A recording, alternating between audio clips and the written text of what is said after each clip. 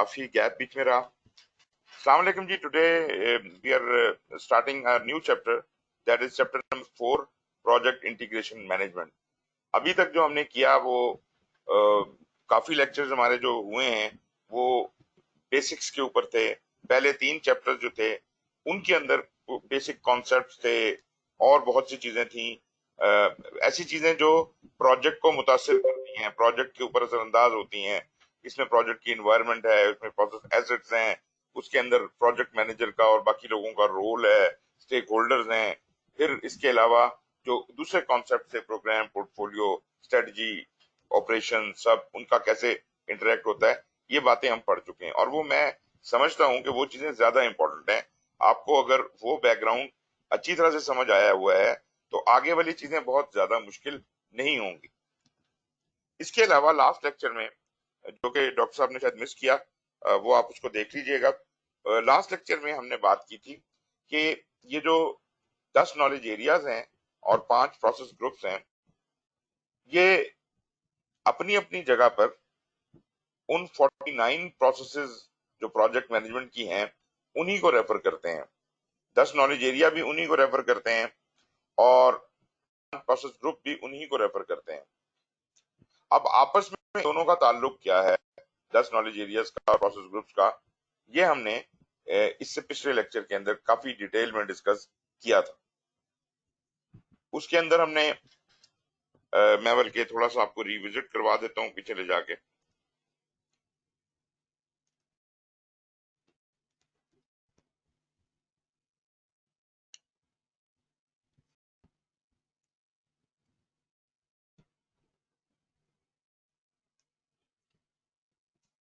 ये एक चार्ट था जी जो हमने डिस्कस किया था, और इसमें जो कॉलम्स बने हुए हैं ये प्रोसेस ग्रुप्स हैं। पहला इनिशिएशन का कॉलम है, फिर प्लानिंग है, फिर एग्जीक्यूशन है, मॉनिटरिंग, कंट्रोल, क्लोज है, और जो रोज बनी हुई हैं ये इंटीग्रेशन, ये नॉलेज एरियाज हैं। ये 10 हैं, इंटीग्रेशन, स्कोप, टाइम, कॉस्ट वगैरह वगैरह वगैरह। तो ये अगर मैं सिर्फ कॉलम्स को देखूं, 5 प्रोसेस ग्रुप्स को देखूं, तो इनमें ये सारी प्रोसेसेस नीचे डाउन डिस्ट्रीब्यूट हुई हैं। प्लानिंग के अंदर ये 24 प्रोसेसेस हैं, इनिशिएशन में 2 हैं, एग्जीक्यूशन में 10 हैं, मॉनिटरिंग एंड कंट्रोल में 12 हैं, क्लोजिंग में 1 है। तो अगर इसका टोटल किया जाए तो ये 49 बनता है, वही 49 प्रोसेसेस हैं। लेकिन अगर आप इन्हें नॉलेज एरिया वाइज डिस्ट्रीब्यूट करेंगे तो यही प्रोसेसेस नॉलेज एरियाज में भी डिस्ट्रीब्यूट हो जाती हैं। तो अगर आप इंटीग्रेशन में देखें तो 7 प्रोसेसेस हैं, स्कोप की 6 प्रोसेसेस हैं, तो इस तरीके के साथ ये भी 49 है। तो इस तरह हर प्रोसेस का ताल्लुक किसी न किसी एक नॉलेज एरिया से जरूर होगा और किसी न किसी एक प्रोसेस ग्रुप से जरूर होगा। ऐसा मुमकिन है कि एक नॉलेज एरिया के एक से ज्यादा प्रोसेस हों और उनका ताल्लुक एक ही प्रोसेस ग्रुप से हो। मिसाल के तौर पे प्लानिंग में देखें तो स्केड्यूलिंग के कोई 5 प्रोसेस हैं, स्केड्यूलिंग नॉलेज एरिया के 5 प्रोसेस हैं जो कि प्लानिंग से ताल्लुक रखते हैं। तो इस तरह अब ये बात सारी करने के बाद हमने इन प्रोसेस ग्रुप्स का आपस का इंटरेक्शन भी देखा था। ये वाला चार्ट अभी आपके सामने आएगा। ये हमने इंटरेक्शन देखा कि जी क्या क्या चीजें हैं जो इनिशिएशन करने के लिए हमें चाहिए होती हैं और वो कहाँ से आती हैं, फिर हम यहाँ क्या करते हैं और उससे क्या बनता है और वो कहाँ जाता है। तो पांचों प्रोसेस ग्रुप के अंदर किस तरह से चीजें इधर से उधर जा रही हैं ये इस चार्ट में शो हो रहा है। बाहर से क्या क्या अंदर आ रहा है, अंदर क्या क्या क्रिएट हो रहा है, उसके साथ क्या प्रोसेसिंग हो रही है। ये अगर चार्ट आपको समझ आ गया हो तो अब आपके लिए आगे तफसील समझना कतन भी मुश्किल नहीं है। इसके बाद फिर हमने एक एक बॉक्स को खोला था इनिशिएशन प्रोसेस ग्रुप को। उसके अंदर ये 2 प्रोसेस थे, डेवलप प्रोजेक्ट चार्टर और identify stakeholders. Develop charter जो है इसका ताल्लुक इंटीग्रेशन से है और आइडेंटिफाई स्टेक होल्डर का स्टेक होल्डर मैनेजमेंट से है। इसी तरह प्लानिंग में 24 प्रोसेस हैं, इनको अलग अलग नॉलेज एरिया के बेस के ऊपर दिखाया गया है। और ये सारी चीजें जो होती हैं, जो भी कोई नॉलेज एरियाज हों एक प्रोसेस ग्रुप में, इंटीग्रेशन उनको हेड करती है। इंटीग्रेशन सेंट्रलाइज्ड है। इंटीग्रेशन का काम है कि भले वो इनिशिएशन है, प्लानिंग है, एग्जीक्यूशन है, जितनी भी प्रोसेस होगी उन सब का कंट्रोल उसके पास होगा। तो यहाँ पर develop project management plan core process है और बाकी सब उसको सपोर्टिंग प्रोसेस हैं। और आप ये देख सकते हैं कहीं पे स्कोप में 4 प्रोसेस हैं प्लानिंग की, स्केड्यूल में 5 हैं, कॉस्ट की 3 प्रोसेस, रिस्क की 5 प्रोसेस, रिसोर्स की 2 हैं, बाकी सबकी एक एक प्रोसेस है। इसी तरीके के साथ जब आप एग्जीक्यूशन में जाते हैं तो यहाँ पर आपको 10 प्रोसेस नजर आती हैं, 3 रिसोर्स की, 2 इंटीग्रेशन की और बाकी 5 एरियाज की एक एक। तो ये बन गई 5 और 3 8 और 2 10। यहाँ आपको स्कोप, टाइम और कॉस्ट नजर नहीं आता। उसकी वजह यह है कि वो जो direct and manage project work integration का है, ये इंटीग्रेटेड प्रोजेक्ट मैनेजमेंट प्लान को एग्जीक्यूट कर रहा है, तो स्कोप, टाइम और कॉस्ट इसके अंदर ही बिल्ट इन है। फिर आप आ जाइए मॉनिटरिंग एंड कंट्रोल में। यहाँ पे हमारे पास 12 प्रोसेस हैं और उनको भी इंटीग्रेशन ऐड कर रहा है। इंटीग्रेशन की 2 प्रोसेस, इसी तरह स्कोप की 2 हैं और बाकी सबकी एक एक है। और आखिर में क्लोजिंग है। क्लोजिंग प्रोसेस ग्रुप में एक ही प्रोसेस है और उसका ताल्लुक इंटीग्रेशन से है। एनीवेज, बस ये मैंने इसलिए दिखाया कि आपको थोड़ा सा रिफ्रेश हो जाए, और अगर आपने नहीं सुना हुआ ये लेक्चर तो इसको आप सुन लीजिएगा, उसके बाद आपको और ज्यादा चीजें क्लियर हो जाएंगी। फिर हमने कुछ थोड़ा सा जिक्र किया था कि प्रोजेक्ट की इंफॉर्मेशन कैसे जनरेट होती है। पहले तो आपने प्लान बनाया, जब आप एग्जीक्यूशन में गए आपने उस प्लान पे अमल किया। अमल करने के दौरान जो कुछ भी हुआ उसकी खबर आपने मॉनिटरिंग एंड कंट्रोल को भेज दी। वो जो आपने खबर भेजी उसको कहते हैं वर्क परफॉर्मेंस डेटा। ये वर्क परफॉर्मेंस डेटा जब जाता है मॉनिटरिंग एंड कंट्रोल में तो वहां पे हर नॉलेज एरिया का एक मॉनिटर या कंट्रोल बैठा हुआ है। वो इस डाटे को उठाता है, अपने रिस्पेक्टिव प्लान को उठाता है, उससे कंपेयर करता है कि ऐसा होना था, ऐसा क्यों नहीं हुआ, हुआ कि नहीं हुआ, कितनी वेरिएंस है, फर्क कितना है, फर्क ज्यादा है कि कम है। तो अगर तो एक तो एनालिसिस करता है और फोरकास्टिंग वगैरह भी करता है, और अगर मसला ज्यादा हो तो वो फिर चेंज रिक्वेस्ट भी कर सकता है। और जो भी उसने एनालिसिस किया है उस एनालाइज्ड रिजल्ट को हर कंट्रोल जो है वो कहता है work performance information. So work performance information originates from every control and they all send it to the work performance information। वो सारे के सारे मॉनिटरिंग एंड कंट्रोल में जनरेट हो रही है, उसको भिजवा देते हैं इंटीग्रेशन के पास। इंटीग्रेशन का प्रोसेस का नाम है monitor and control project work. वो इन सबको कंसोलिडेट करके एक वर्क परफॉर्मेंस रिपोर्ट में कन्वर्ट कर देती है। इसके अलावा जो चेंज रिक्वेस्ट उसने बनाई थी, वो चेंज रिक्वेस्टें जो है सारी की सारी वो चली जाती हैं परफॉर्म इंटीग्रेटेड चेंज कंट्रोल। ये भी इंटीग्रेशन का दूसरा प्रोसेस है। इसका काम है कि जितनी चेंज रिक्वेस्टें आई हैं इनको प्रोसेस करें। ये एक ब्रीफ चार्ट उसने दिखाया कि एग्जीक्यूशन से वर्क परफॉर्मेंस डाटा निकला। कंट्रोलिंग प्रोसेसेस में जो मुख्तलिफ प्रोसेसेस हैं उन्होंने अपना अपना वर्क परफॉर्मेंस रिपोर्ट निकाली। सारी रिपोर्टें जाके ओवरऑल कंट्रोल जो कि monitor and control project work है उसके पास जमा हो गई। उसने वर्क परफॉर्मेंस रिपोर्ट बना दी। उसकी रोशनी में भी मजीद चेंज रिक्वेस्ट निकल सकती हैं। मतलब ओवरऑल चेंज जो प्रोजेक्ट कंट्रोल है, जो monitor and control project work है, वो भी चेंज रिक्वेस्ट कर सकता है। अब कुछ चीजें तो ऐसी होंगी जिनके लिए चेंज रिक्वेस्ट जरूरत होगी। चेंज रिक्वेस्ट की जरूरत तब होगी जब स्कोप या टाइम या कॉस्ट की जो आपने बेसलाइन बनाई हुई है, मतलब जो हतमी प्लान उसका था कि इस पे अमल करना है, अगर उसमें कोई तब्दीली करने की जरूरत हुई तो चेंज रिक्वेस्ट बनाना पड़ेगी। तो अगर चेंज रिक्वेस्ट बनती है तो चेंज रिक्वेस्ट बनाएंगे, उसको प्रोजेक्ट प्लान उसकी रोशनी में अमेंड होगा, प्रोजेक्ट डॉक्यूमेंट्स अमेंड होंगे और फिर कम्युनिकेट कर दिया जाएगा लोगों को कि आपके बाद आपने काम इस अमेंडेड न्यू वर्जन के ऊपर प्रोजेक्ट प्लान के नए वर्जन के मुताबिक काम करना है।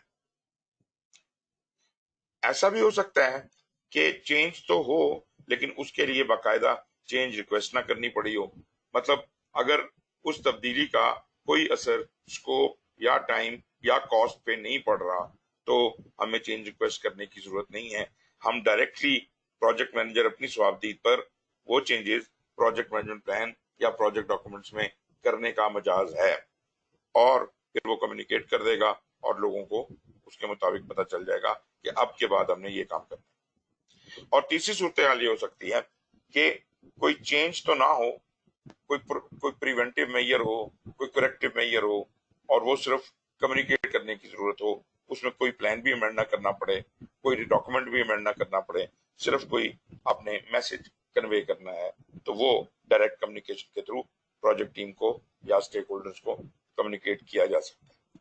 तो ये एक चार्ट के ऊपर उसने आपको ये भी बता दिया कि work performance data, work performance information कैसे बनता है और वो वर्क परफॉर्मेंस रिपोर्ट में कैसे कन्वर्ट होता है, और ये भी बता दिया कि चेंज किस तरीके के साथ कम्युनिकेट होती है।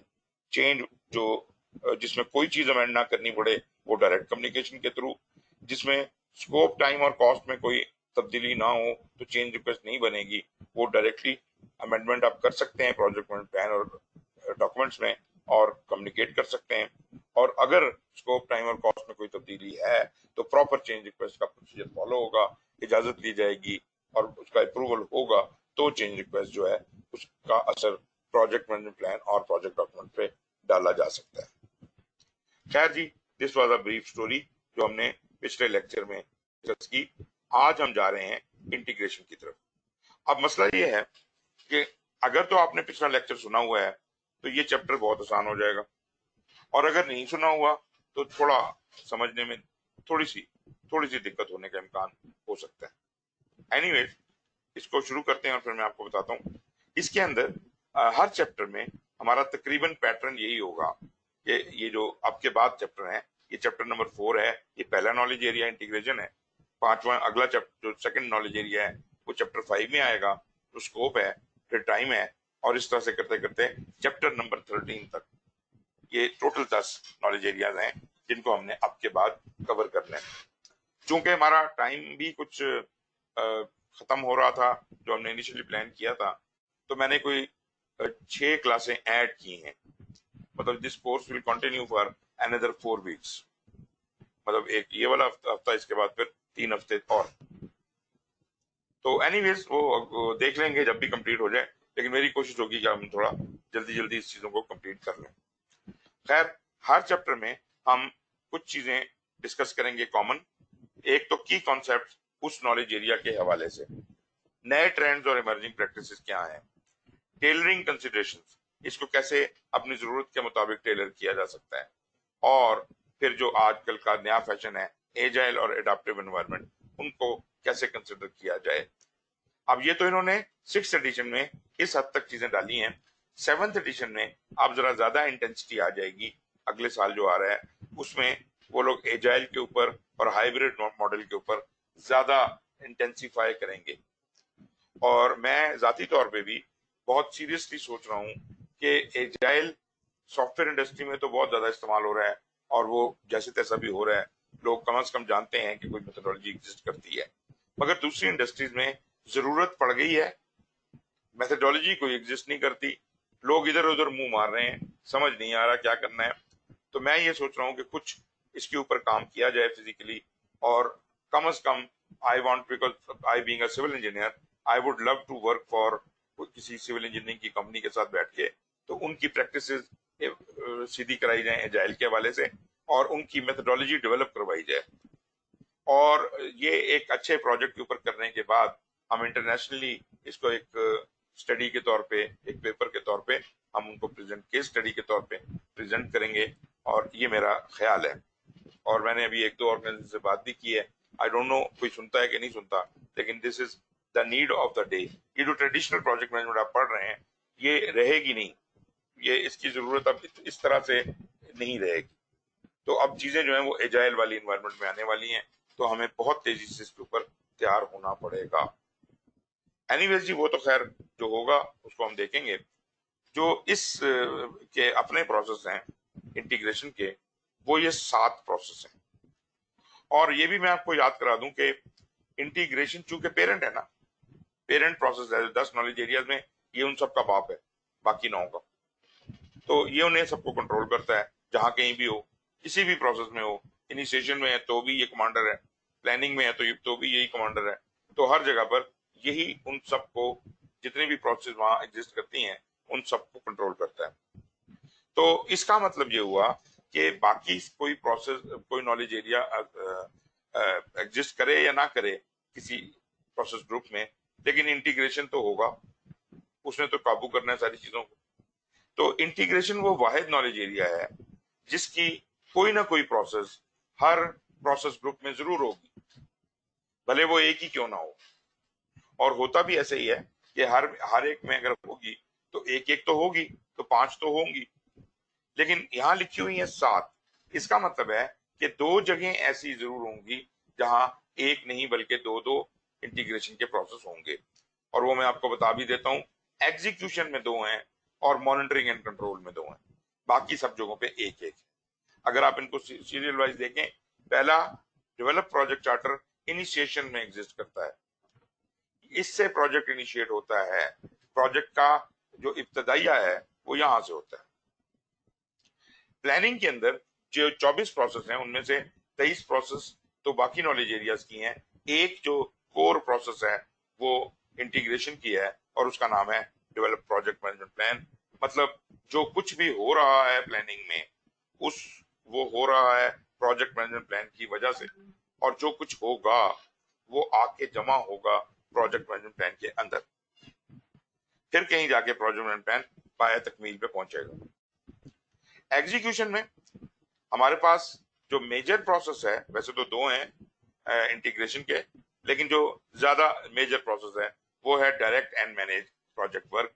जो आपने प्रोजेक्ट मैनेजमेंट प्लान बनाया था उसको पाया तकमील तक पहुंचाना, उस पर अमल पैरा होना, इसका काम है, ये है direct and manage project work. Direct and manage project work में actually we do the work, खास तौर पे स्कोप, टाइम और कॉस्ट, जो 3 चीजें एज सच आपको नजर नहीं आती एग्जीक्यूशन के दौरान एग्जीक्यूट होती हुई, वो दरअसल इस प्रोसेस के अंदर ही एग्जीक्यूट हो रही होती है।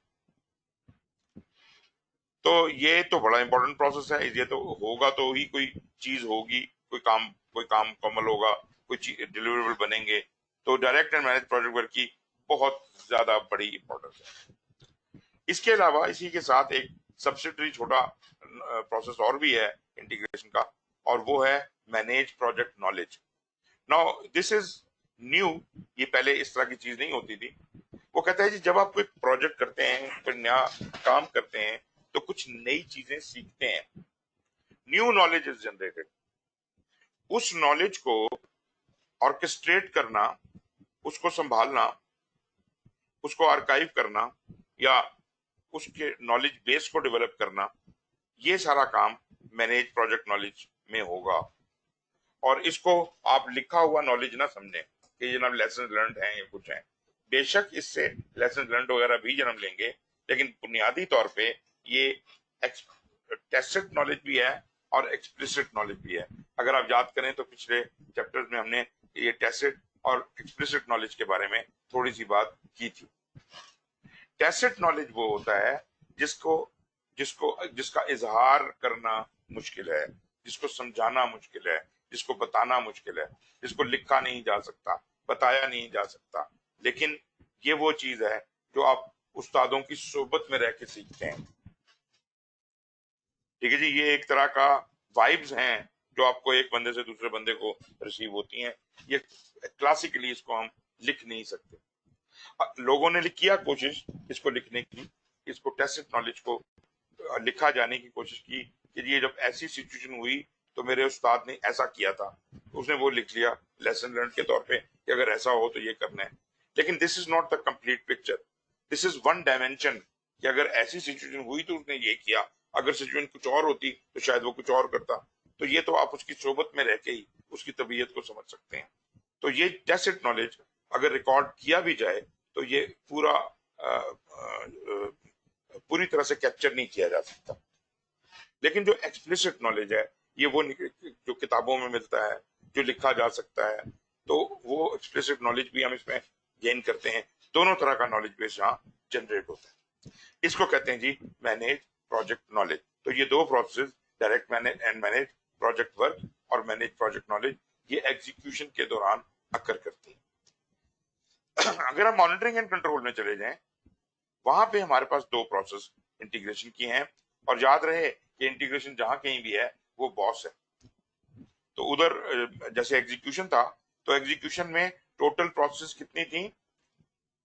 अब मतलब मैं किससे पूछूं, मैं अपने आप से पूछता हूँ। 10 प्रोसेस थी, तो उन 10 प्रोसेस में दो तो यही हो गई, बाकी रह गई 8। तो वो जो 8 प्रोसेसेस हैं वो इन दो के मातहत हैं। वो इस मेजर कमांड्स यहां से ले रही हैं। Direct and manage project work जैसे कह रहा है वैसे काम हो रहा है, और जो नॉलेज जनरेट हो रहा है वो मैनेज प्रोजेक्ट नॉलेज के पास आ रहा है। तो ये 8 प्रोसेस इन दो को फीड कर रही हैं।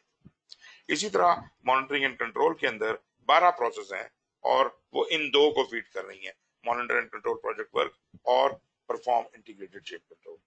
जहां तक monitor and control project work का ताल्लुक है, इसको मैं आम जुबान में कहता हूं, ये चीफ एनालिस्ट का किरदार अदा करता है। चीफ एनालिस्ट इस तरह कि जितने भी कंट्रोल्स इसके नीचे बैठे हैं, मतलब जरूरी नहीं है कि सारों का नाम कंट्रोल हो, किसी का नाम मॉनिटर है, किसी का नाम कंट्रोल है, लेकिन तमाम नॉलेज एरियाज के मॉनिटर या कंट्रोल एग्जिस्ट करते हैं मॉनिटरिंग एंड कंट्रोल के अंदर।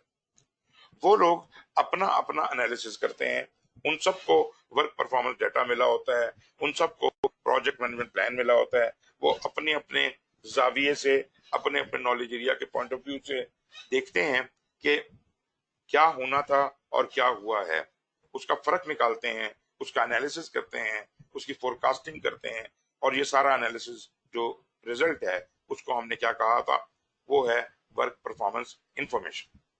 ये सारे कंट्रोल और मॉनिटर्स जो इंडिविजुअली एग्जिस्ट कर रहे हैं, इन सब के आउटपुट में work performance information, analyze data आ जाता है वर्क परफॉर्मेंस इंफॉर्मेशन की सूरत में। और ये वर्क परफॉर्मेंस इंफॉर्मेशन सब भेज देते हैं एक जगह पर, और वो है चीफ एनालिस्ट के पास। और वो कौन है? Monitor and control project work.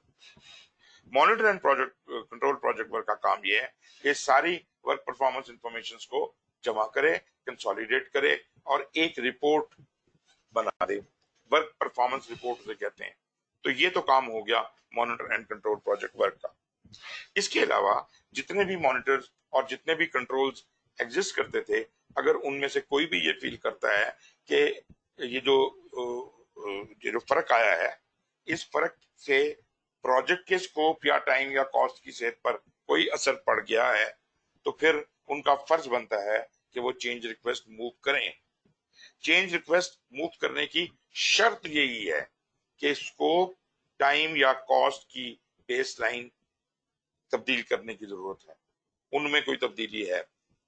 जो उसकी आपने फ्रीज किया था प्लान, अब उसके मुताबिक काम नहीं हो पाएगा और हमें कुछ तब्दीलियां करनी पड़ेंगी। तो इसमें ये अगर एक भी इनमें से जस्टिफाई होता है कि स्कोप चेंज करना पड़ेगा या टाइम चेंज करना पड़ेगा या कॉस्ट चेंज करना पड़ेगा, तो चेंज रिक्वेस्ट का केस बनता है। तो ये लोग सब चेंज रिक्वेस्ट मूव कर सकते हैं। और इसके अलावा ये जो monitor and control project work था, ये भी जब इसको सारी वर्क परफॉर्मेंस इंफॉर्मेशन आती हैं, वो इनकी बिग पिक्चर देखता है, रिपोर्ट जनरेट करता है। तो हो सकता है कि बर्ड्स आई व्यू में, होलिस्टिक व्यू में उसको भी महसूस हो कि कोई और भी चेंज रिक्वेस्ट बन सकती है, तो ये भी चेंज रिक्वेस्ट मूव कर सकता है। इसके अलावा एग्जीक्यूशन में जब direct and manage project work हो रहा था, तो वहां से काम करने के दौरान भी हमें इस बात का एहसास हो सकता है कि कोई चेंज करने की जरूरत है, और वहां से भी चेंज रिक्वेस्ट आ सकती है। अब आपने देखा कि चेंज रिक्वेस्टें इन तमाम जगहों से आ सकती है, और जब आती हैं तो आती किसके पास है? There is only one place. Perform integrated change control वो वाहिद जगह है जहां सारी चेंज रिक्वेस्ट आके जमा होती हैं, और यहां पर उनको प्रोसेस किया जाता है। यहाँ पर आके कोई बोर्ड बैठेगा, इनका फैसला करेगा, और इनको किसी को अप्रूव करेगा, किसी को रिजेक्ट करेगा। जो भी कोई कार्रवाई, इन चेंज रिक्वेस्ट की किस्मत का फैसला यहाँ होना है। कहां पर जी? ये अंडर होता है परफॉर्म इंटीग्रेटेड चेंज कंट्रोल के।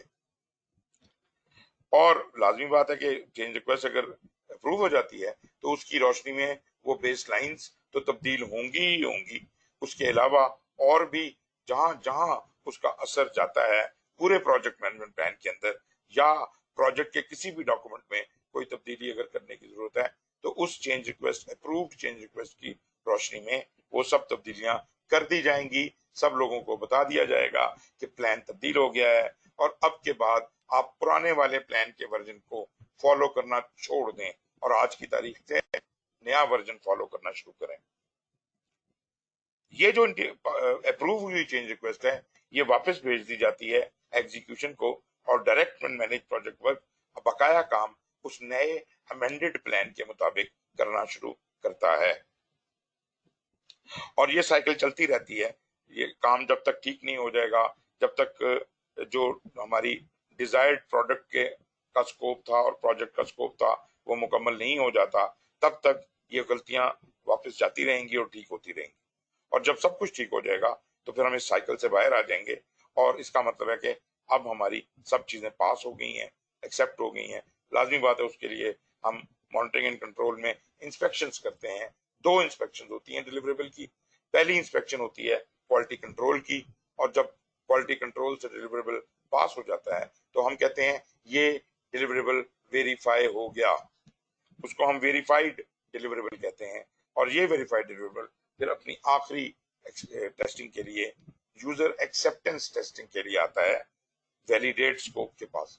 यहाँ पे हम प्रोडक्ट का स्कोप चेक करते हैं कि प्रोडक्ट ने इनिशियली हमें क्या क्या चीजें इसमें इंक्लूड करने को कहा था, क्या वो सब चीजें मौजूद हैं। अगर मौजूद हैं तो उसकी यूजर एक्सेप्टेंस कर दी जाती है और अब ये पास होने के बाद ये एक्सेप्टेड डिलीवरेबल की हालत में है। अब इसको और किसी ने चेक नहीं करना। आप यूं समझिए कि जो जो चीजें एक्सेप्टेड डिलीवरेबल की शक्ल अख्तियार कर लेती हैं उनको हम कार्टन्स में बंद करके एक जगह रखते जाते हैं और जब कस्टमर को डिलीवर करना है वो सारे कार्टन उसके हवाले कर देते हैं। अब जब क्लोज प्रोजेक्ट होता है तो यहाँ पे ये सारे कार्टन कस्टमर के हवाले करने से पहले हम ये इंश्योर करते हैं आया कि सारा काम हो गया है, सारी डिलीवरेबल आ गई हैं, कोई चीज आउटस्टैंडिंग तो नहीं रह गई। और उसके बाद हम प्रोजेक्ट को क्लोज डाउन करते हैं और ये भी इंश्योर करते हैं कि कोई जो सब कॉन्ट्रैक्टिंग हमने की हुई है उसमें से तो कोई चीज बाकी नहीं रह गई। यहाँ तक कि जो पेमेंट्स हमने लोगों को प्रोजेक्ट से करनी थी वो भी सब कंप्लीट हो चुकी होनी चाहिए, कोई क्लेम्स आउटस्टैंडिंग नहीं रहने चाहिए।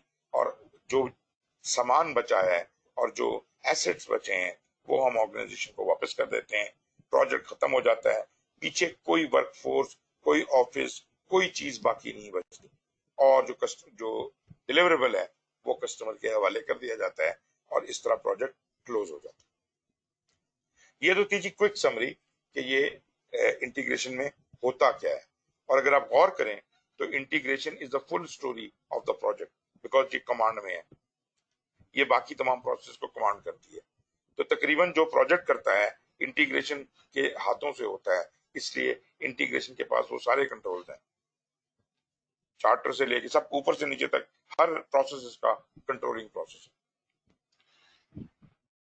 कहां तक तो बात होगी। अब इतने पोर्शन के ऊपर अगर कमेंट्स हैं तो मुझे बताइएगा। आसिम अगर आप चैट के जरिए बताना तो आप चैट में बता दें।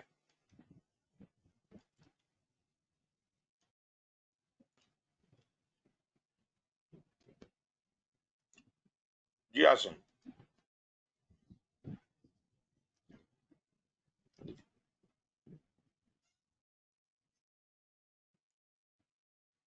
आसिम मेरी आवाज आ रही है ना?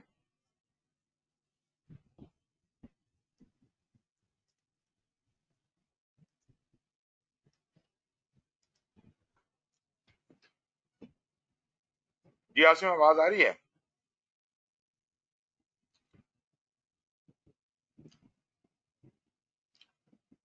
जी डॉक्टर साहब, कुछ मुझे पता है कि आपने बीच में मिस किया थोड़ा सा, तो उसकी वजह से आपको शायद पूरी चीजें बातें समझ ना आई हो, लेकिन कोई थोड़ी बहुत हेड एंड टेल बना कि नहीं बना?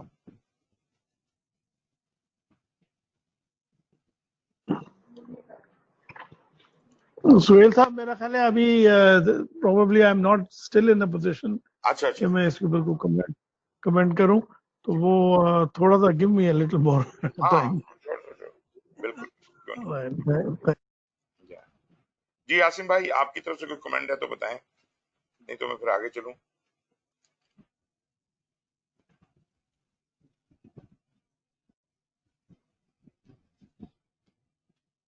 आसिम भी रिस्पॉन्स नहीं है, वो शायद को नमाज शमाज का ब्रेक कर लिया, क्या किया। ओके, वो अगर बता देते तो हम भी ब्रेक कर लेते हैं। हाँ, मेरा ख्याल है थोड़ा सा इंतजार करते हैं, आसिम ज्वाइन कर ले तो फिर शुरू करें क्लास, है ना। जी जी बिल्कुल।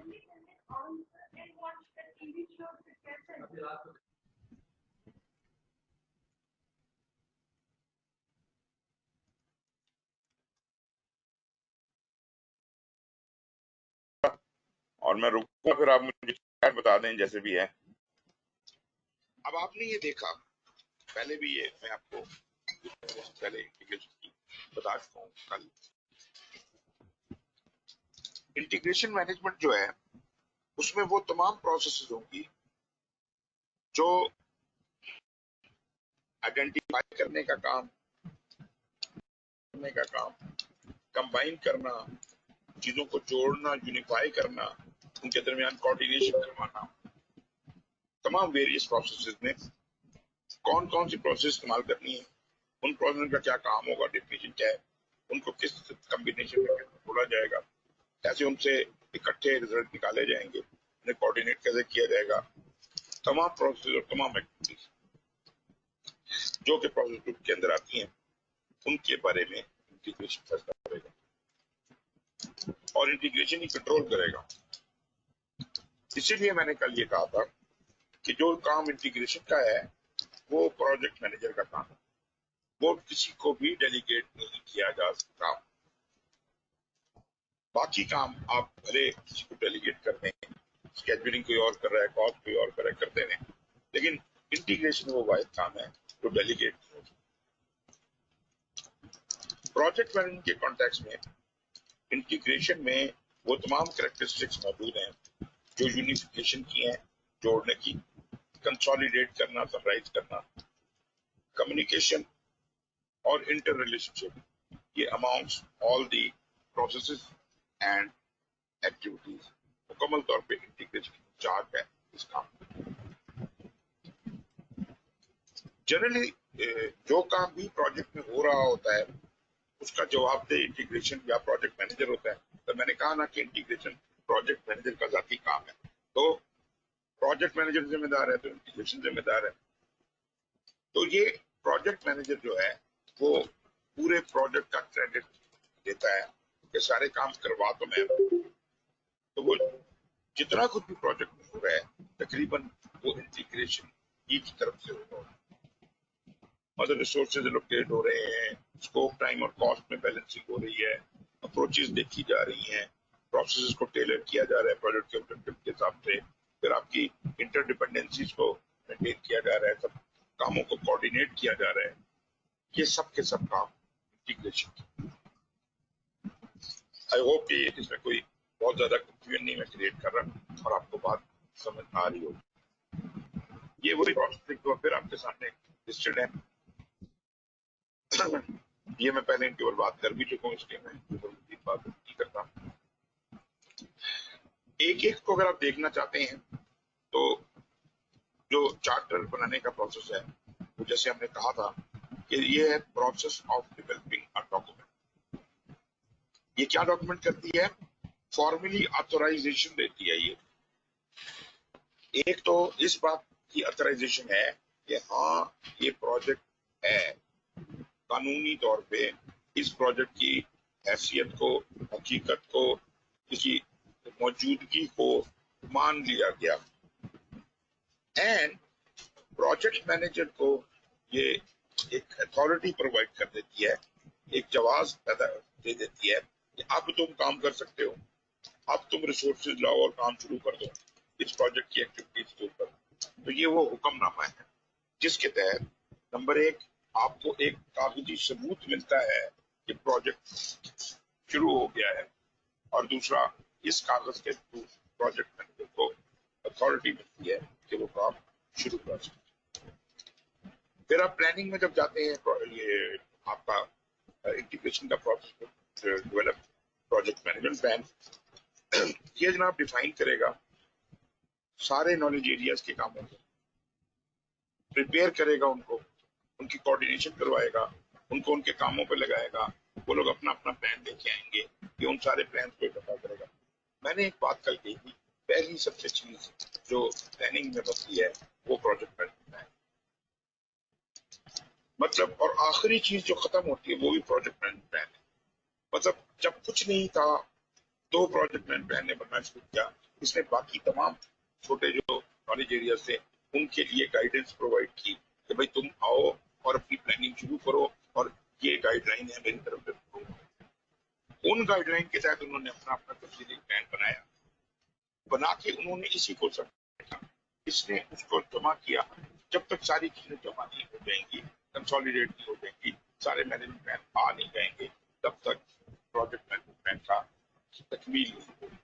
और वो तभी हो पाएगी जब सब कुछ फाइनल हो जाए प्लान, वो प्लानिंग के एंड पे जाके हो। अच्छा, यहाँ एक मैं बहुत इंटरेस्टिंग किस्म की डिस्कशन है, वो मैं पहले आपसे कर लूँ। क्या आप में से कोई मुझे ये बताना पसंद करेगा कि ये प्रोजेक्ट मैनेजमेंट प्लान और प्रोजेक्ट प्लान में क्या फर्क है? मैनेजमेंट प्लान और प्लान के दरमियान क्या फर्क है? Please raise hand, let's have a little discussion. Project management plan और प्रोजेक्ट प्लान भी कंफ्यूज हो रही हूँ, मुझे लगता है कि ये सजेस्टेड इनपुट्स आउटपुट्स और टेक्निक्स और ये सब कुछ है, ये सारे एसेट्स यहाँ रख दिए गए हैं, इनमें से आप चूज कीजिए, इनके अलावा कोई चीज इस्तेमाल नहीं करनी। ये बात जो है नहीं करने वाली, ये हमें ले जाती है गवर्नेंस की तरफ। ये किसी भी प्रोजेक्ट को मैनेज करने के लिए लाजमी बात है कि जो ऑर्गेनाइजेशनल पॉलिसीज हैं, जो ऊपर से हमें गाइडेंस है, उसके तहत ही काम करना है ना। तो एक तो मेरी ऑर्गेनाइजेशनल गवर्नेंस है overall for the whole organisation, कि ये कवानीन इस ऑर्गेनाइजेशन में फॉलो होने हैं, ऐसा किया जा सकता है, ऐसा नहीं किया जा सकता, क्वालिटी की स्टैंडर्ड की मेंटेन होगी, प्रोक्योरमेंट इस तरीके के साथ होगी। ये एक गवर्नेंस मैकेनिज्म मेरी ऑर्गेनाइजेशन का है। वही गवर्नेंस मैकेनिज्म जो है वो ट्रांसलेट होता है नीचे की तरफ। आपकी अगर डिपार्टमेंट्स हैं तो हर डिपार्टमेंट उसको मजीद तफसील खोलेगा उसकी, और मजीद रिस्ट्रिक्शंस, मैंडेटरी कंडीशंस लगाएगा कि जनाब हमारे हमारे डिपार्टमेंट में ये कुछ नहीं हो सकता, ये कुछ हो सकता है। तो मतलब कहने का ये कि जो बड़ी ऑर्गेनाइजेशन लेवल पे गवर्नेंस स्ट्रक्चर है वो एक बड़ा अम्ब्रेला है, और उसके नीचे डिफरेंट डिपार्टमेंट अपना अपना गवर्नेंस स्ट्रक्चर बनाते हैं। ये तो हो गया आपके ऑपरेशनल सिस्टम का काम। लेकिन जो प्रोजेक्ट मैनेजमेंट वाला चेंज रिलेटेड इनिशिएटिव है, प्रोजेक्ट प्रोग्राम एंड पोर्टफोलियो, वो भी इसी तरीके के साथ ऑर्गेनाइजेशन गवर्नेंस से गाइडेंस सीख करते हैं और अपनी गवर्नेंस डेवलप करते हैं। तो पोर्टफोलियो लेवल की गवर्नेंस होगी, प्रोग्राम चलाने के लिए प्रोग्राम लेवल की गवर्नेंस होगी, और प्रोजेक्ट्स के लिए प्रोजेक्ट लेवल की गवर्नेंस। जो कोई भी आपका प्रोजेक्ट स्पॉन्सर है वो आपको वो खास हिदायत देगा अपनी गवर्नेंस के अंदर। गवर्नेंस में पॉलिसी प्रोसीजर होंगी, मैंडेटरी होंगी, जो आपकी पाबंदी है, वो जो प्रोजेक्ट मैनेजमेंट सिस्टम में चीजें पड़ी हुई हैं या ऑर्गेनाइजेशन एसेट पर पड़ी हैं, वो सारी की सारी लाजमी नहीं है। वो आप कोई भी पिक एंड चूज कर सकते हैं, लेकिन जो गवर्नेंस में दे दी जाएंगी लाजमी करार पाएंगी, में उन हिदायत पे अमल करना अज़मी हो। याद रखिए कि कोई गवर्नेंस पे डिपेंडेंट होता है, गवर्नेंस उसे जिन बातों से मना कर देती है वो बातें मैनेजमेंट प्लान का हिस्सा नहीं बनती, बल्कि उनकी खास तौर पर पाबंदी की जाती है कि ये काम तो नहीं करना, और गवर्नेंस जो कहती है उसके मुताबिक काम होता है। अब गवर्नेंस जो चीज कह रही है उसमें अगर कोई फ्लेक्सिबिलिटी है कि एक काम उन्होंने करने को आपको कहा है, उसको 10 तरीकों में किया जा सकता है, और वो 10 तरीके सारे अलाउड है, उसमें कोई कैद नहीं, तो आप जो सा मर्जी तरीका इस्तेमाल करें तो वो आप पिक एंड चूज कर सकते हैं। लेकिन जिस चीज से गवर्नेंस ने मना कर दिया या गवर्नेंस ने पाबंद कर दिया, उसके मुताबिक ही आपका रिस्पेक्टिव मैनेजमेंट प्लान बनेगा। भले वो प्रोग्राम का मैनेजमेंट प्लान है या प्रोजेक्ट का मैनेजमेंट प्लान है, वो प्रोजेक्ट का मैनेजमेंट प्रोजेक्ट गवर्नेंस पे डिपेंड करता है, और प्रोग्राम का प्रोग्राम गवर्नेंस पे डिपेंड करता है। और ये बात तो ऊपर का लिंक हो गया ना वर्स के साथ। अब हम जब आपको ये समझ आ गया कि गवर्नेंस ही डिपेक्ट होती है मैनेजमेंट प्लान के अंदर, तो मैनेजमेंट प्लान बुनियादी तौर पे गाइडलाइंस, ये वो चोजन पॉलिसीज एंड प्रोसीजर्स हैं, ये हर काम जो बारीकी में करना है उसकी उसके लिए एक करने का तरीका है। ये एक तरह से वो है हैंडबुक, प्रोजेक्ट को करने की हैंडबुक है, मगर जेनेरिक हैंडबुक। यहाँ पे ये तो नहीं पता होता कि एक्टिविटीज कौन कौन सी होंगी, लेकिन वो ये बताता है एक्टिविटीज कैसे आइडेंटिफाई की जाएंगी, उसके लिए किन असूलों का ख्याल रखा जाए, इससे बड़ी एक्टिविटी ना हो, इससे छोटी एक्टिविटी ना हो। ठीक है जी, एक्टिविटी का नाम रखने में किन बातों का ख्याल रखा जाए। तो मतलब हर काम जो हमने प्रोजेक्ट मैनेजमेंट में करना है, उस काम का रिजल्ट तो बाद में निकलेगा, उस काम के बारे में हिदायत यहाँ दी गई। सीक्वेंसिंग करनी है अगर आपने, तो नेटवर्क डायग्राम कैसे बनेगा, कौन सी मेथड इस्तेमाल किया जा सकता है और उसमें कौन से असूल इस्तेमाल होंगे, मतलब वो तफसीलात आपकी मैनेजमेंट प्लान में होती है। मैनेजमेंट प्लान में कहीं भी तफसील नहीं होती, एग्जैक्टली काम कौन सा किस तारीख को शुरू होगा, कौन सा आदमी कौन सा काम करेगा, कौन किस पे नॉमिनेट हुआ है, ये बातें डिटेल प्लान के अंदर आएंगी। लेकिन ये जो प्रोजेक्ट मैनेजमेंट प्लान के अंदर हिदायत लिखी हुई है उसके ऐन मुताबिक, यहाँ तक आप लोगों को मेरी बात समझ आ गई है कि project management plan just tells you how to manage. It does not give you actual detail of the work, but it tells you कि जनाब इसके लिए किन चीजों का ख्याल रखना है, कौन सी पॉलिसी है, क्या प्रोसीजर है, कौन सी गाइडलाइन है, मतलब मुकम्मल हैंडबुक है आपके पास कि जनाब इस काम को करने में इन बातों का ख्याल। राइट, ये बात समझ आई है जनाब आसिफ साहब? जी सर। ओके, अब जो तफसीली प्लान है project management plan, sorry project plan, वो तफसीली प्लान है जो उन हिदायत को जो कि प्रोजेक्ट मैनेजमेंट प्लान में दी गई हैं उनके ऊपर अमल करते हुए जो तफसीलात जन्म लेती हैं वो प्रोजेक्ट प्लान है या वो डिटेल प्लान। लेकिन एज सच उस डिटेल प्लान का कोई अलहदा से नाम नहीं होता। There could be number of documents which are created, and those detailed plan items are called project documents. सारे नॉलेज एरिया से जो भी चीजें बनती जाएंगी वो प्रोजेक्ट डॉक्यूमेंट्स में जमा होती जाएंगी, और उनमें से लाजमी बात है एक चीज इस्तेमाल करके तो सारी चीजें प्रोजेक्ट डॉक्यूमेंट्स में पड़ी हुई हैं। जब अमल करना है एग्जीक्यूशन में जाके काम तो मैं ये सारे डॉक्यूमेंट्स की जरूरत नहीं, जो आखिरी शक्ल ये जनाब है इसका क्या बन गया,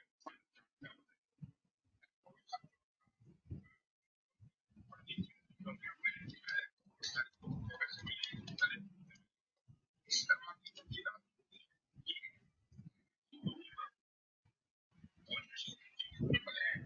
उनको हम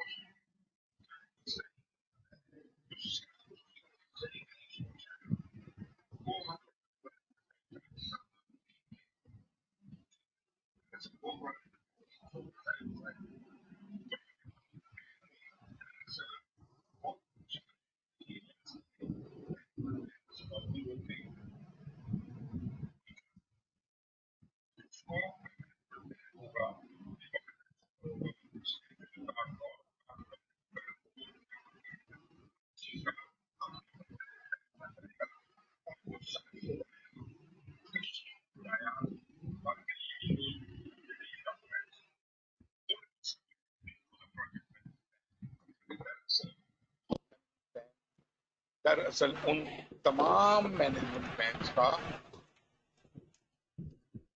मुरब्बा है।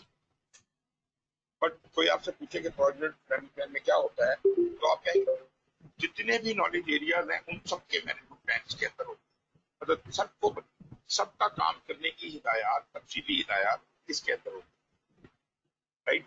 तो risk management plan, procurement management plan, जितने मैनेजमेंट प्लान हर चीज बनेगा, हर चीज का अलग अलग मैनेजमेंट प्लान बनेगा, वो सारे के सारे जब कंप्लीट हो जाएंगे तो वो मैनेजमेंट प्लान की बात कर रहा हूँ, वो मैनेजमेंट प्लान आगे प्रोजेक्ट मैनेजमेंट प्लान में जमा हो जाएंगे। तो बुनियादी जो मेजर लाइन शेयर है इसके अंदर प्रोजेक्ट प्लान में, वो तो ये छोटे मैनेजमेंट प्लान तमाम नॉलेज एरिया। इसके अलावा वो जो बेस लाइनें थी, तफसीली डॉक्यूमेंट एक तरफ, लेकिन उन तफसीली डॉक्यूमेंट की जो हतमी एग्जीक्यूटेबल शक्ल है, जिसको मैंने कहा 3 बेस लाइनें हैं, स्कोप की, स्केड्यूल की और कॉस्ट की। ये बेस लाइनें एक एक चार्ट, एक एक डॉक्यूमेंट के आखिरी हतमी शक्ल जो है, जिसके मुताबिक अमल करना है, ये भी प्रोजेक्ट मैनेजमेंट प्लान का हिस्सा बन जाती है। और बाकी सब चीजें जो तफसीलात बनी है, चार्ट्स बने हैं, डायग्राम्स बने हैं, ड्राइंग्स बनी है, they all are part of the project. तो बुनियादी तौर पे हमें 2 चीजें नजर आती हैं जो प्लानिंग से निकलती हैं, एक प्रोजेक्ट मैनेजमेंट प्लान और दूसरा प्रोजेक्ट डॉक्यूमेंट्स। प्रोजेक्ट डॉक्यूमेंट्स में तमाम तफसीलात हैं और प्रोजेक्ट मैनेजमेंट प्लान में तमाम मैनेजमेंट प्लान और तमाम बेस लाइन्स। मैनेजमेंट प्लान किसके होंगे? सारे नॉलेज एरियाज के, जो 9 नॉलेज एरियाज हैं उन सबके मैनेजमेंट प्लान जमा करेंगे तो प्रोजेक्ट मैनेजमेंट प्लान बन जाएगा। और इसके अलावा तो बेस लाइनें कौन सी हैं? 3 बेस लाइनें बनती हैं, स्कोप की, टाइम की और कॉस्ट की। ये डॉक्यूमेंट्स आ जाएंगे आपके, ये भी प्रोजेक्ट मैनेजमेंट प्लान का हिस्सा होगा। और जब प्रोजेक्ट मैनेजमेंट प्लान जब हम एग्जीक्यूशन में जाते हैं तो वही ये जो 3 बेस लाइनें हैं ये एग्जीक्यूट हो रही है, इनको एग्जीक्यूट किया जा रहा होता है। गैन चार्ट खोला होता है, आप कहते हैं अच्छा अभी फलानी एक्टिविटी शुरू करो, और उसको मॉनिटर एंड कंट्रोल में भी हम इसी को देख रहे होते हैं। तो एग्जीक्यूशन भी इसके मुताबिक हो रही होती है, मॉनिटरिंग एंड कंट्रोल भी, और क्लोजिंग में भी हम चेक कर रहे होते हैं क्या है कि सब काम हो गए नहीं। तो ये बात आपको समझ आ जानी चाहिए कि ये कौन से मैनेजमेंट प्लान में क्या है। जी ना, शुमाइला आपका क्या ख्याल है, कोई बात समझ आई?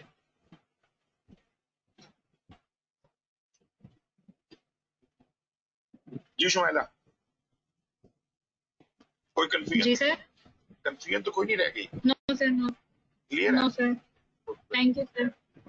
उमर भाई आप बताइए, are you clear about it?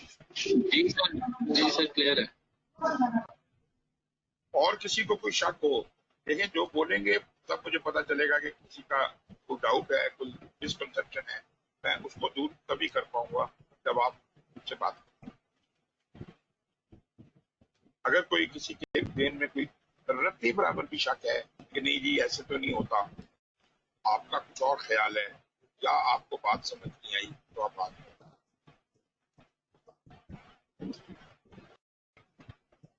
अच्छा जरा देखते हैं कि कौन कौन सी, what are the ingredients of project management plan. जैसा मैंने कहा कि प्रोजेक्ट मैनेजमेंट प्लान तो इंटीग्रेशन का प्लान हो गया ना, इंटीग्रेशन का प्लान तो सबसे बड़ा प्लान, उसको हम कहते हैं प्रोजेक्ट मैनेजमेंट। इंटीग्रेशन प्लान को वाले प्लान को हम इंटीग्रेशन प्लान नहीं कहते, हम इसको कहते हैं project management, right. What is included in project management plan? मैंने अभी आपको बताया all the management plans and all the basic. But let us see what are all the management plans. We have got 9 knowledge areas. Her knowledge area का एक तो management plan होगा। Scope है तो स्कोप का मैनेजमेंट प्लान होगा, schedule है तो स्केड्यूल का मैनेजमेंट प्लान होगा, कॉस्ट का, क्वालिटी का, रिसोर्स का, प्रोक्योरमेंट का, रिस्क का, स्टेक होल्डर का, कम्युनिकेशन का, सब होंगे, सबका अपना अपना मैनेजमेंट प्लान होगा। और हर एक जो है वो अपने एरिया के बारे में हिदायत और उसमें जो काम करने हैं उनकी तफसीलात बयान करेगा, देखो क्या। और उन हिदायत पे अमल करते हुए प्लानिंग के दौरान वो डिटेल्ड डॉक्यूमेंट्स क्रिएट किए जाएंगे कि अच्छा अगर आप फर्ज करें कम्युनिकेशन का प्लान है तो कम्युनिकेशन कैसे की जाती है, किस डेप्थ तक जाना है वगैरह वगैरह लिखा हुआ है कम्युनिकेशन प्लान में। और अब आप उसके अंदर एक्स्ट्रा जो डॉक्यूमेंट्स से निकलते हैं बनके, वो कम्युनिकेशन चार्ट बन के निकलता है, वो डिफरेंट फॉर्मेट्स बन के निकलते हैं, प्लानिंग रिपोर्ट होगी, ये होगी, इनके ये फॉर्मेट होंगे, इनकी ये फ्रीक्वेंसी होगी, कोई टेबल बनेगा जिसमें सारी कम्युनिकेशन का चार्ट बना हुआ होगा। लेकिन इस तरह की चीजें सारी वो उस कम्युनिकेशन मैनेजमेंट प्लान के अंदर दी गई हिदायत के मुताबिक बनती है। यहाँ मेरा कहने का मकसद ये है कि किसी भी नॉलेज एरिया की जब प्लानिंग शुरू होती है, the very first thing you do is to create that knowledge area management plan. पहला कदम हमेशा किसी भी नॉलेज एरिया की प्लानिंग का ये होगा उसका मैनेजमेंट प्लान पहले बनाया जाए। एक्चुअली जो प्रोजेक्ट मैनेजमेंट प्लान में जो थोड़ी बहुत हिदायत मिली हैं उनको मद्देनजर रखते हुए आप पहले तो स्कोप है तो स्कोप का मैनेजमेंट प्लान बनाएंगे और उसके बाद फिर उस मैनेजमेंट प्लान पे अमल पैरा होंगे और प्लानिंग के दौरान ही और उसमें फिर जो प्लानिंग में करने वाले काम है वो करेंगे और कुछ डॉक्यूमेंट्स क्रिएट होंगे, वो डॉक्यूमेंट चले जाएंगे प्रोजेक्ट डॉक्यूमेंट। और अगर इस नॉलेज एरिया से कुछ बेसलाइन होना है, बेसलाइन सिर्फ 3 ही किस्म की हैं, स्कोप, टाइम और कॉस्ट। तो ये 3 एरिया जो हैं इनकी बेसलाइन बनती है, मतलब इनमें जो कुछ भी कागजात बने, जो आखिरी हतमी एग्जीक्यूटेबल शक्ल बनी, एग्री होगी कि ऐसे काम करना है, वो बेसलाइन कहलाती है। वो भी प्रोजेक्ट मैनेजमेंट प्लान को भेज दी जाएगी। बाकी सारे डॉक्यूमेंट प्रोजेक्ट डॉक्यूमेंट आर्काइव में रख दिए। ठीक हो गया जी? तो ये एक बड़ा इंपॉर्टेंट पॉइंट था कि हमें ये समझ आ जाए, ये बात आपको और क्लियर हो। जब हम direct and manage project work कर रहे हैं तो ये काम आ गया है एग्जीक्यूशन काम। एग्जीक्यूशन बुनियादी तौर पर कोई अकल का काम नहीं है। ये सिर्फ आप यूं समझिए कि जैसे आम ऑपरेशंस के अंदर हर काम करने की एसओपीज होती है and you are supposed to follow the SOPs. If you do not follow the SOPs तो ये काबिले सम होता है कि भाई आपने एसओपी फॉलो नहीं किया, आपने काम तो शायद कर लिया है लेकिन एसओपीज के मुताबिक किया तो आप काबिले इल्जाम है, काबिले सजा, जुर्म है। ये 2 नंबर तरीके से काम कर दिया। जो सही तरीका है उससे ही काम होगा।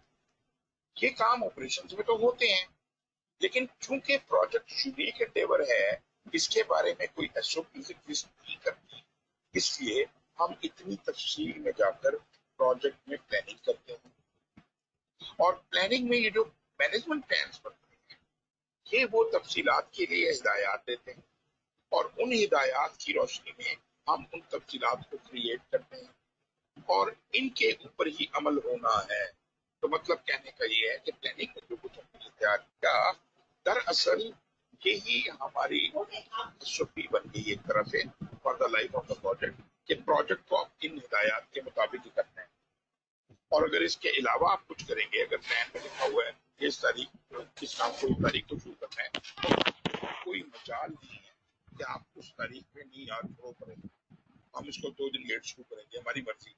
आपकी कोई मर्जी नहीं, मर्जी उसकी थी जिसने प्लानिंग की।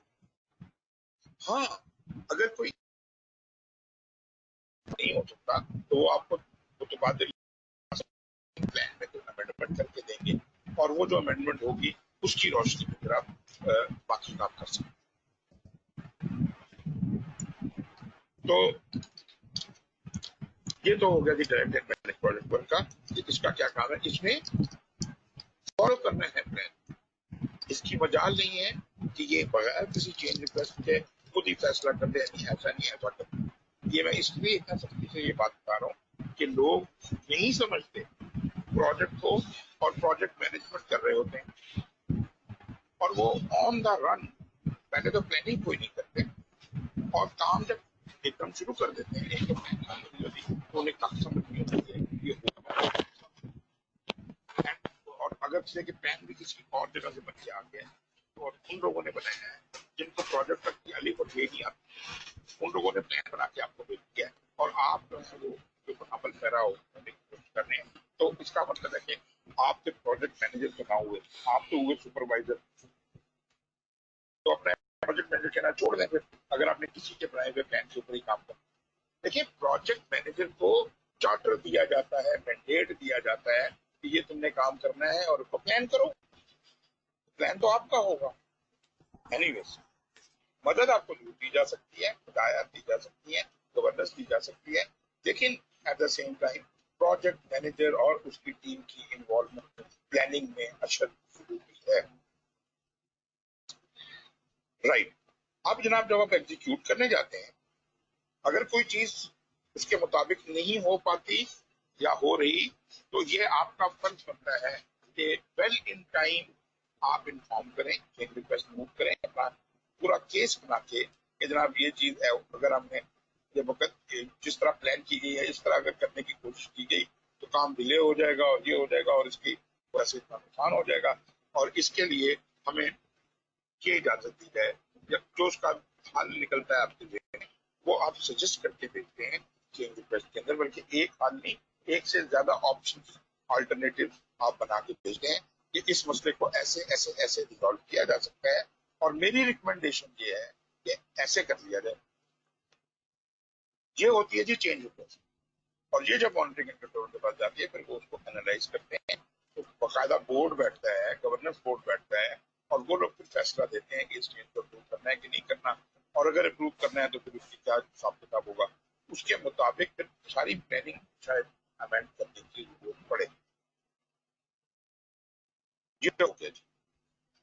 तो एग्जीक्यूशन यहाँ से हो रही है, और खुद से मैंने कहा दिमाग का इस्तेमाल नहीं करना आपने कि खुद ही बैठ के भी प्लानिंग कर रहे हो, आपका काम नहीं है, आपका काम एग्जीक्यूशन कराना है। वो बंदा जो एग्जीक्यूशन में काम कर रहा होता है, सुपरवाइजर, उसका काम प्लानिंग करना नहीं।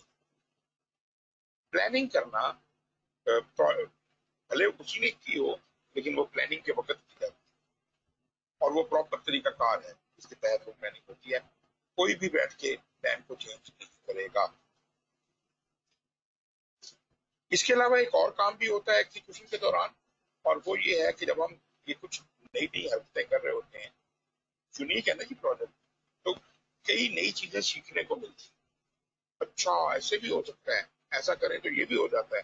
तो वो जो भी कोई नॉलेज आप गेन कर रहे हैं, भले वो एक लफ्ज इस्तेमाल करता है टैसिट और एक्सप्लिसिट। टैसिट नॉलेज वो होता है कि जो बयान ना किया जा सकता हो, लेकिन कुछ आपको क्या कहते हैं, एहसास हो रहा है कि यार कोई बड़ी विजडम आई है, तो बात भी समझ आ गई, लेकिन कोई पूछे क्या समझ आया तो आप बयान नहीं कर सकते। इसीलिए वो जो मैं जब पहले भी आपको एग्जाम्पल दी थी कि वो कहते हैं कि वो उस्तादों की ड्यूटियां जो सीधी करने वाला सिस्टम होता था, वो ये चीज होती कि उस्तादों के आदात और इतवार को देखो, उनकी खिदमत करो, और उनकी सोबत से तुम्हें कुछ असर होगा, कुछ उनकी आदतें खिसके आपके ऊपर आ जाएंगी। ये है टैसिट नॉलेज, जो कि समझ नहीं आता कि कहाँ से आता है, जो बयान भी नहीं किया जा सकता, लिखा भी नहीं जा सकता, और वो तरह से ट्रांसफर होता है सोबत में रहते। कुछ लोगों ने, बल्कि काफी लोगों ने कोशिश की कि टैसिट नॉलेज को भी रिकॉर्ड किया, लेकिन बात ये होती है कि टैसिट नॉलेज को अगर रिकॉर्ड किया जाए तो उसकी एक डायमेंशन रिकॉर्ड होती है, सारी डायमेंशन रिकॉर्ड नहीं होती। कि जी वो मेरे उस्ताद ने फलानी सिचुएशन में ये कहा था या ये किया था, लेकिन अगर वो फलानी सिचुएशन को जरा सा कुछ कर दिया जाए, हालात को जरा सा चेंज कर दिया जाए, तो तब वो क्या करता ये हमें नहीं पता, ये रिकॉर्ड नहीं हुआ। इसलिए टैसिट नॉलेज को लिख भी लिया जाए तो शायद पूरी तरह से फायदे का नहीं। मगर एक्सप्लिसिट नॉलेज वो होता है जो किताबों में मिलता है, जो लिखा जा सकता है, जो सिखाया जा सकता है, बताया जा सकता है, वो एक्सप्लिसिट नॉलेज है। दोनों किस्म के टैसिट या एक्सप्लिसिट नॉलेज अगर आपको प्रोजेक्ट की जिंदगी में एग्जीक्यूशन के दौरान सीखने को मिलता है, उसको रिकॉर्ड कर दिया जाता है। उसके लिए एक अलग प्रोसेस बना दिया गया है, manage project knowledge, and this process using existing knowledge and creating new knowledge to achieve the project objective and contribute to organisation. खुद भी प्रोजेक्ट भी इससे मुस्तफीद होता है, और आइंदा आने वाले प्रोजेक्ट के लिए सबक भी छोड़ता है। फिर आ जाइए आप मॉनिटरिंग एंड कंट्रोल में। जैसा कि मैंने आपको बताया कि यहाँ दो प्रोसेस है हमारे पास। एक मैंने अपने नाम दिए हुए, तो कुछ पैसे इस्तेमाल ना कीजिएगा। ये जो monitoring and control project work है, इसको मैं कहता हूँ चीफ एनालिस्ट। ये इंचार्ज है जी सारे एनालिसिस, और जो परफॉर्म इंटीग्रेटेड चेंज कंट्रोल है, ये है चीफ कंट्रोलर। ये सारी चेंजेस का कंट्रोल करता है एक जगह, सिंगल जगह। फिर एक दफा मैं बातों को बार बार रिपीट करता हूँ, और आपको शायद इसी वजह से ये बातें याद रह जाएंगी। Monitor and control project work is in charge of all the controls. असल में हर नॉलेज एरिया का कोई कंट्रोल यहाँ बैठा हुआ है। अब किसी जगह उसको कंट्रोल कहा जाता है, किसी जगह उसको मॉनिटर कहा जाता है, उसकी कुछ अलग नहीं। मगर जहाँ मॉनिटर होगा, जहाँ कंट्रोल होगा, हर नॉलेज एरिया का होगा वहां पर जरूर। आमतौर पे जो फिलॉसफी है उसके पीछे, अगर बेजान चीजों को काबू करने की बात हो तो कंट्रोल करें, अगर उसमें कोई जानदार या अकल की बात हो तो उसको मॉनिटर करें। ठीक है जी। जैसे रिस्कों को देखने की जरूरत होती है, उनको मॉनिटर किया जाता है, तो कंट्रोल नहीं किया जा सकता। Risk is not controllable.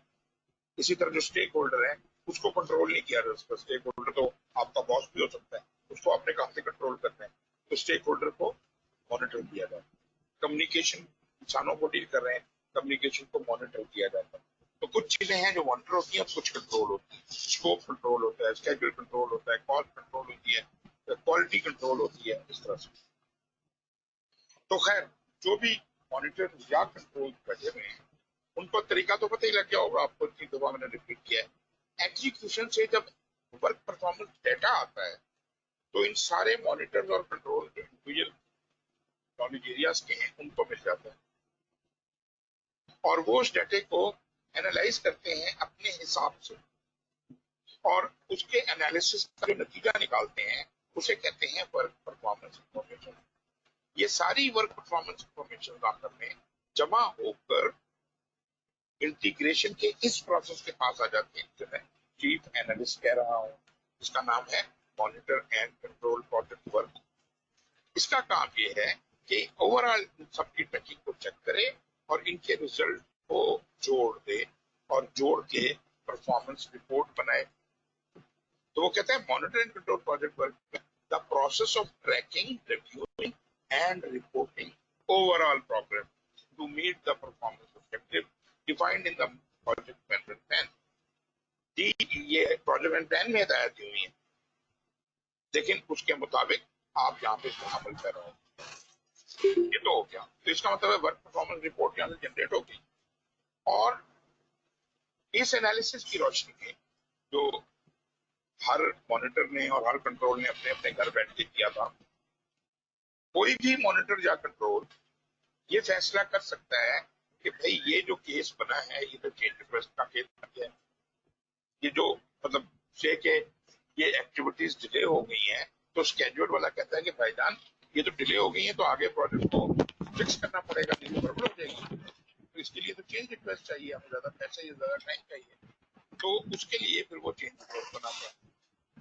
तो कोई भी मॉनिटर या कोई भी कंट्रोल चेंज रिक्वेस्ट बना सकता है, और ओवरऑल जो monitor and control project work का प्रोसेस है, ये भी कुछ चेंज रिक्वेस्ट बना सकता है। चेंज रिक्वेस्ट जाती कहाँ है सारी की सारी?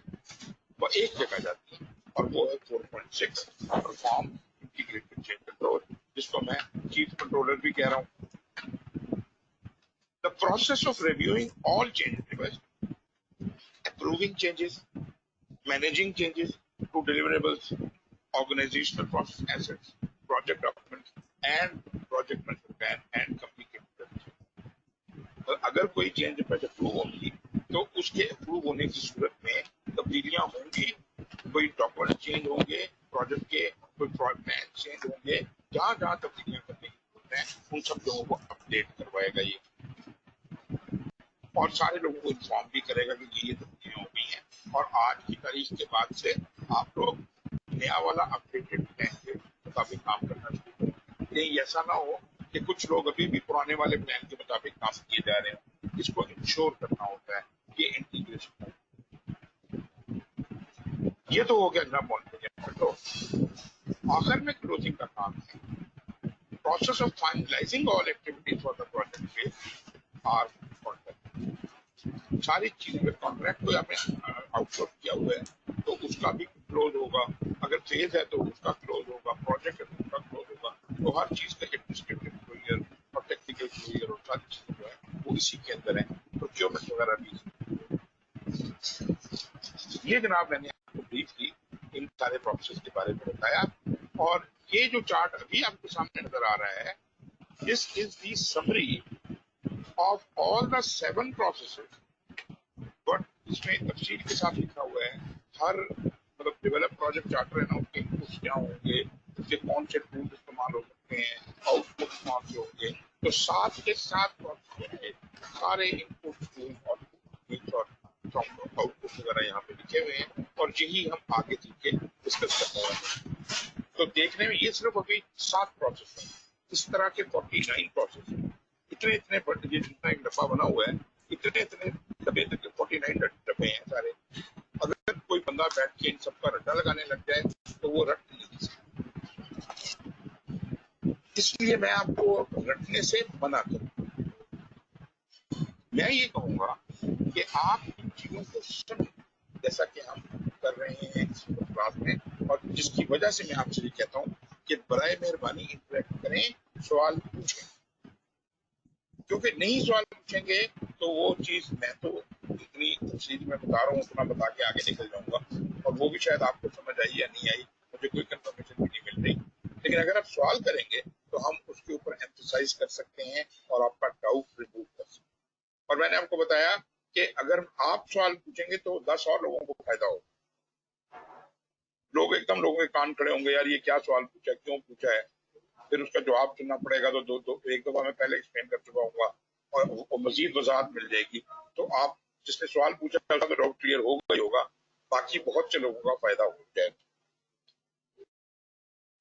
ये जो चार्ट है समझ लीजिए कि अगर 10 नॉलेज एरियाज हैं तो इस तरह के 10 चार्ट होंगे, किसी में 7 प्रोसेस होंगे, इसमें 6 होंगे, 5 होंगे, इसमें 3 होंगे।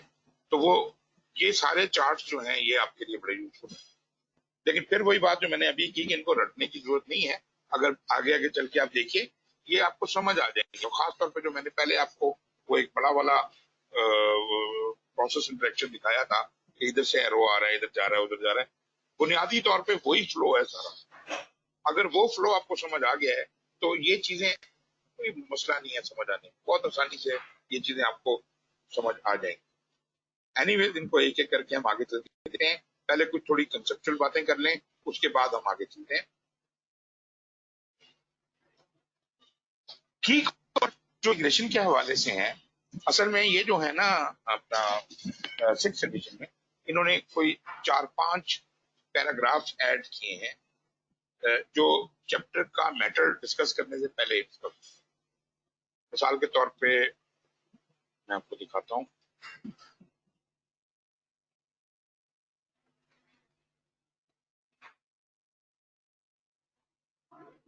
ये देखिए, ये अभी तक जो हम बात कर रहे थे ये ओवरव्यू था। उसके आगे की concept for project integration management, her chapter के अंदर ये चीज होगी। की कॉन्सेप्ट होंगे, ट्रेंड्स एंड इमर्जिंग प्रैक्टिसेस होंगी, टेलरिंग कंसीडरेशंस होंगी और फिर consideration for agile and adaptive environment. ये 4 हेडिंग्स आपको हर चैप्टर में हम डिस्कस करें। तो इंटीग्रेशन के हवाले से हम इसके कॉन्सेप्ट को पहले देख लेते हैं।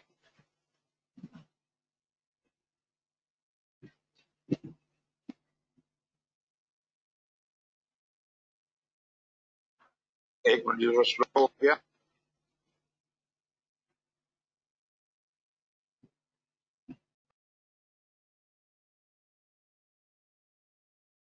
And has the overall view of the project. को बिग पिक्चर नजर आ रही होती है और किसी को नहीं आ रही होती। Project manager is ultimately responsible for working of the project goal. Project and project management are integrated by nature. अगर तो प्लान के अंदर बताना पड़ेगा ना कि फलाना मेथड इस्तेमाल किया जा सकता है या ऐसे कॉस्ट एस्टिमेशन करनी है,